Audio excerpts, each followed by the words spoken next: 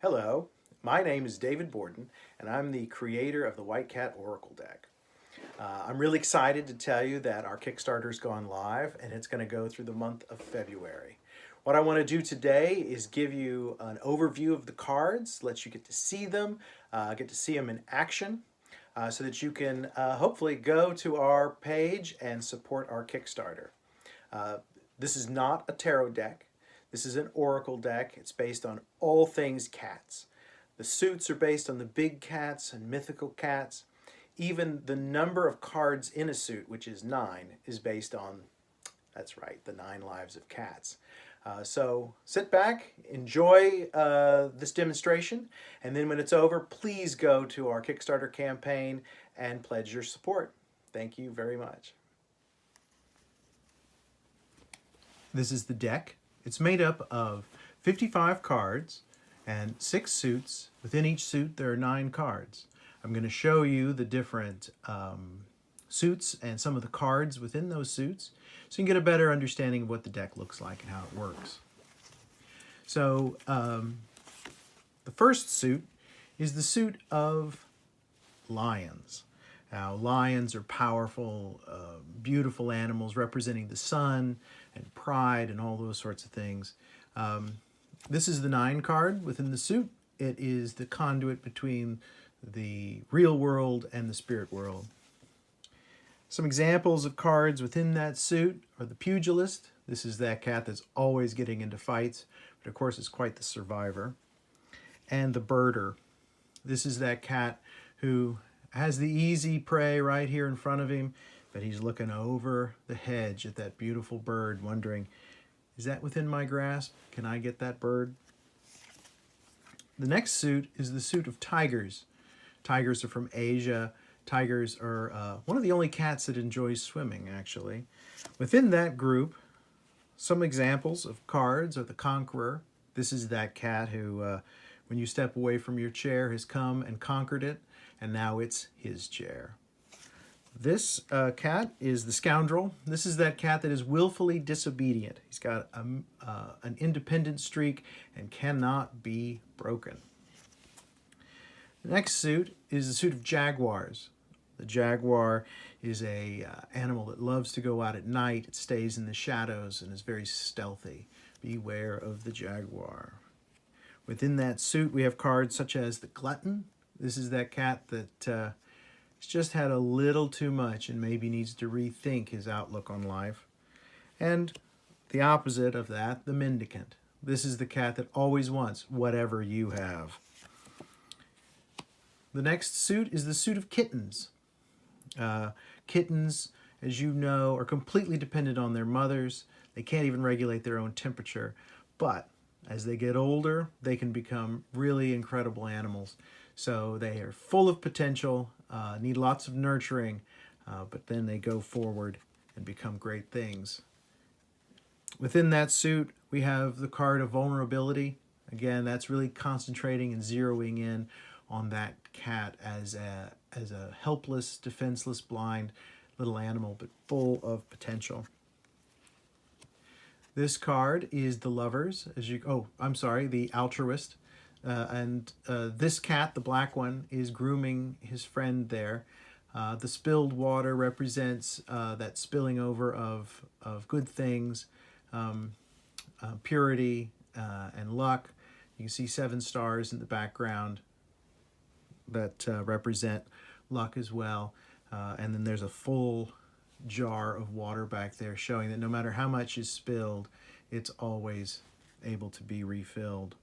So that's the first group of cards. These are all cards that are based on real cats. So let me pick those up because I've run out of space. The last 2 sets of cards are based on mythical cats. First, we have the Sphinx. The Sphinx in the Greek tradition, as we have over here, is a guardian and a riddler, and is also very, very dangerous. In the Egyptian tradition, they are gatekeepers, facing the sun and always keeping everything secure. The Sphinx is there as a guardian and gatekeeper. Within that group, we have cards such as the Melancholic. I think that kind of speaks for itself. We all feel that way at times. The Dreamer, a very powerful card. This is the card that represents all of those dreams that you have. As you can see, this cat is happily dreaming about that amazing bird, the phoenix. The Chimeras. Now, the Chimera is an impossible animal. It is known for its crazy impossibility, for its improbability. And so the cards within this suit are all around things that are difficult or insane or a real challenge. But within that is the luckiest card in the deck, the Polydactyl. In many traditions, the cat with multiple fingers is the luckiest cat you can have. And then also in this suit is the Regurgitator. People often look at this card and the first thing they think is, oh my gosh, that cat is throwing up. But remember, cats throw up a lot, and it's okay. It's part of who they are. But in this case, that cat has eaten something bad, it's gotten into something bad, and what it needs to do now is purge that out to get where they need to go.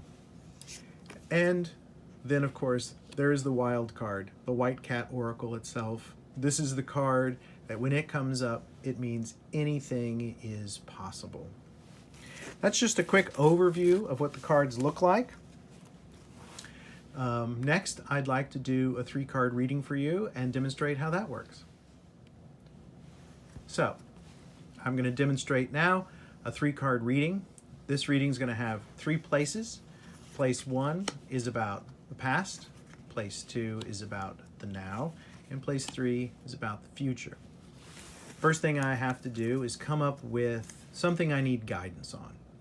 In this case, because today is the kickoff day for this Kickstarter campaign, I want to know what is my role and how can I be of value to the launching of this project, to the funding of this project, and the ultimate dissemination of this project. So that's my question. I need to think about it. Let me do that here for just a second. All right, now I'm going to shuffle the cards. Because I had sorted them for that demonstration earlier, I'm going to shuffle them twice just to make sure that they get shuffled up pretty good. So after I shuffle them, I'm going to think again about my guidance question and cut the deck where the deck tells me to. All right. So here we go. Card 1, remember, represents the past. Card 2 represents the now. And card 3 represents the future. We'll take a second to look at those. What do I have here? Well, I have the Chimera. This is that card of improbability. It really kind of makes me chuckle to think that this is the card that represents the past of this project. There were times I almost gave up on it. It seemed impossible. It seemed like I was chasing a chimera. It would never happen. It would never come together.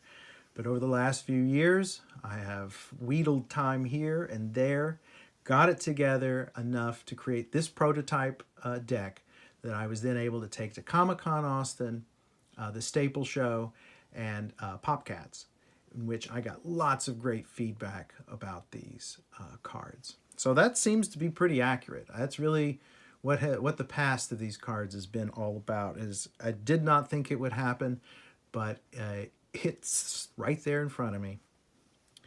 The Now card is the Survivor. And this is also from the group of chimeras, so I don't need to tell you about what that means. But the Survivor is a 6 card. And a 6 is would be called the Knight card. This is the card of chivalry, the card of crusades, the card of going out on noble adventures and quests. This is the protector of pilgrims and crazy ideas. It's the Don Quixote card. In this case, it's the Survivor as well. This is a 3-legged cat. This is that cat who has seen a lot, but keeps on going. And so that makes a lot of sense for where I am today. I'm feeling like I'm a little nervous about the Kickstarter, to be completely honest. And it makes a lot of sense that I would feel like this cat at this moment as the survivor, the one who has lost a leg in this process, but is continuing to move forward. So the future, interestingly, what I have is a card from the suit of lions, and it's the one-eyed pugilist. For those of you who aren't up on your boxing vocabulary, a pugilist is a fighter. And again, like the survivor card, this cat has seen some action, but he is still fighting. And as a lion, lions are very, very hard to defeat. A lion is a representative represents the sun and power, but also steadfastness and beauty. I'm glad to see this card. It's also a 1 card, and a 1 card is a common card. It's the lowest number, but the deck is not hierarchical.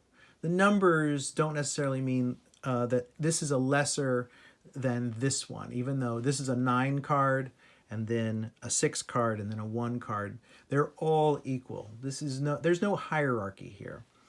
But all that being said, the common card is a very good one to get. It means that the common approach, the normal, everyday kind of thing will be very, very good to me. So when I put all those together, an improbable past, never thought I would get done, seems very accurate, but I did. I created a thing that is this connection between the real world and the mystical or mythical world. Right now, I'm in the middle of a Kickstarter, middle of trying to raise the funds to make this a reality, and I get the survivor who's on a crusade. And then the future card. What should I do going forward? I just need to keep fighting, keep at it, and I will get where I want to go. So I hope you've enjoyed this video and you understand a lot more about the cards and how they work. Please take the time to check out my Kickstarter. You'll find links on this page. If the Kickstarter's over or you have more interest in the deck, you can also go to my webpage. That link will be there as well. Thank you very much, and I wish you a happy and peaceful day.